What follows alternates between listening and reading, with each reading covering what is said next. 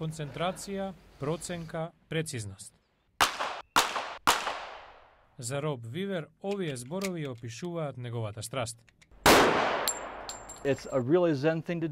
За мене ова е зен. Кога стоите таму, кога целите, постоите само вие, вашата мета и прстот што го повлекува орозот.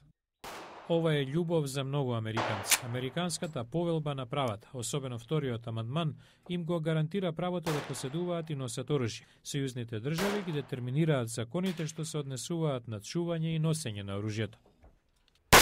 Вивер вели дека би умрел бранејќи го вториот амандман доколку е загрозен. Мислам дека може да видите револуција во оваа земја, но не за соборување на владата, туку за востанување на владата на нејзина уставна основа. Собствениците на оружје веруваат дека демократската администрација ќе се сврти против вториот амандман. Претседателот Обама, како законодавец, не беше за неограничени права во однос на оружјето. Затоа оваа година поддржувачите решија да дојдат.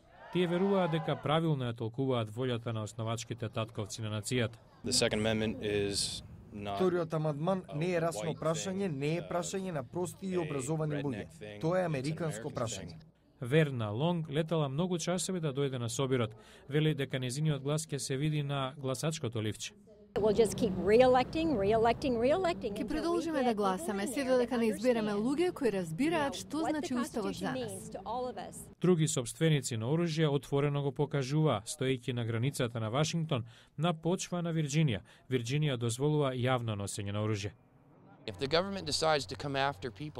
Но не се сите среќни со жестокиот говор на поддржувачите на оружје. Ова е Америка, одговараат, ако не ви се допаѓа, одете си и однесете го оружјето со вас. Трети сакаат само да се заакнат законите. Единствено сакаме да спречиме оружјето да дојде во погрешни раце. Мора да се вршат проверки на лица за да се спречи опасно ментално болни да дојдат до него. Темата за оружјето и американците продолжува од една во друга администрација. All these shots are in one very